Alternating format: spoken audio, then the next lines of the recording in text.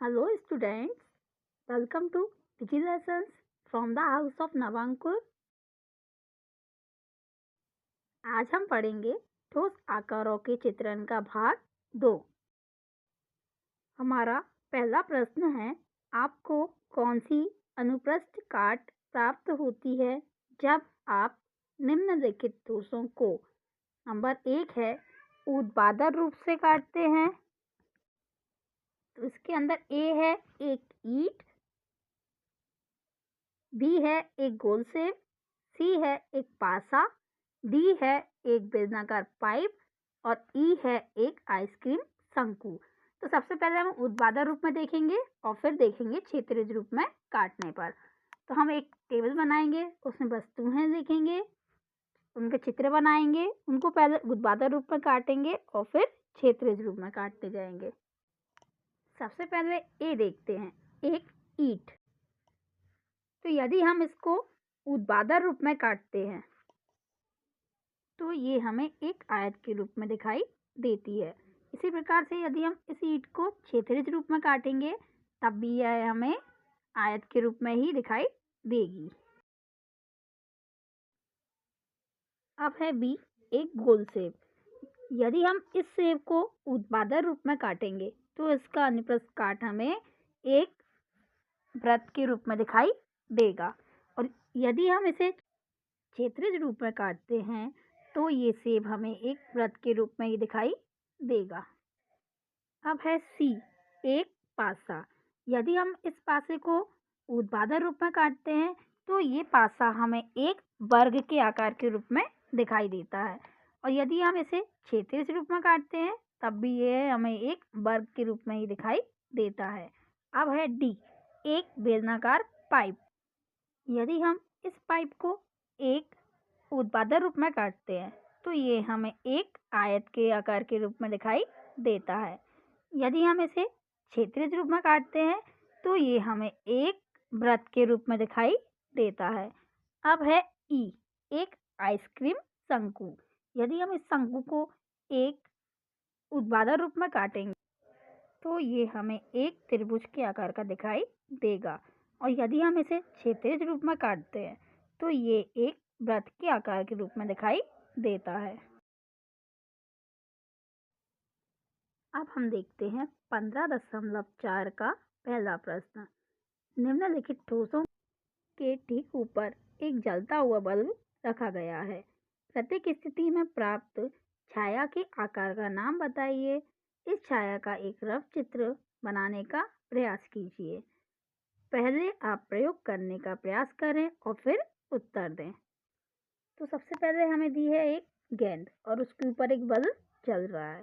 फिर दूसरे नंबर पर हमें एक बेलनाकार पाइप दिया है और तीसरे नंबर पर एक पुस्तक दी है। तो इन सभी के ऊपर बल्ब जल रहे हैं। हमें बताना है कि इनकी छाया किस आकार की दिखाई देती है। तो हम देखते हैं वस्तुएं, एक गेंद। तो हमें उस गेंद की छाया किस आकार की दिखाई देगी? एक वृत्त के आकार की दिखाई देगी। फिर है दूसरे नंबर पर एक बेलनाकार पाइप। तो यदि हम पाइप को एक बल्ब के नीचे रखेंगे तो उसकी छाया हमें एक रेखा के रूप में दिखाई देगी। फिर है तीसरे नंबर पर एक पुस्तक। तो पुस्तक को यदि हम बल्ब के नीचे रखते हैं तो उसकी छाया हमें एक आयत के आकार के रूप में दिखाई देगी। अब है हमारा दूसरा प्रश्न। यहाँ कुछ 3D वस्तुओं की छायाएं दी गई हैं जो उन्हें एक ओवरहेड प्रोजेक्टर के लैंप के अंतर्गत या नीचे रखकर प्राप्त की गई हैं। प्रत्येक छाया में मिलान वाले ठोस की पहचान कीजिए। इनमें एक से अधिक उत्तर हो सकते हैं। पहला हमें दिया है एक वृत्त, फिर है एक वर्ग, फिर है एक त्रिभुज और उसके बाद हमें दिया है एक आयत। तो हमें इन आकारों की छाया दी हुई है तो हमें बताना है कि ये वस्तुएं कौन कौन सी हो सकती हैं। तो इसके उत्तर के लिए हम एक टेबल बनाएंगे जिसमें छाया, छाया का नाम और 3D वस्तुओं के नाम लिखेंगे। तो पहले हमें दी है एक छाया जिसका नाम है वृत्त। तो इसमें कौन कौन सी वस्तुएं आ जाएंगी? रोटी, फुटबॉल, तस्तरी या आदि। जो भी इस आकार की वस्तुएं होंगी तो वो इसके अंतर्गत आ जाएंगी। अब है एक वर्ग के आकार की छाया। तो इसमें हमारे 3D वस्तुएं आएंगी, पासा, वर्गाकार पेट, चौक का डिब्बा आदि। फिर है नंबर 3, एक त्रिभुज के आकार की छाया। तो इसमें हमारे उदाहरण आ जाएंगे, आइसक्रीम शंकु, पेंसिल की नोक आदि। फिर है 4th नंबर पर आयत के आकार की छाया।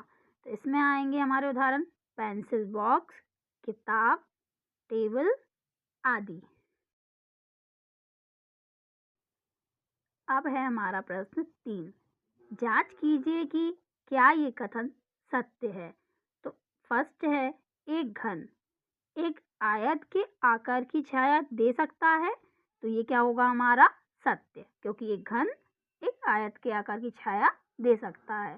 फिर है नंबर सेकंड, एक घन एक षटभुज के आकार की छाया दे सकता है। तो ये क्या होगा असत्य, क्योंकि एक घन एक षटभुज के आकार की छाया नहीं दे सकता। Thank you students.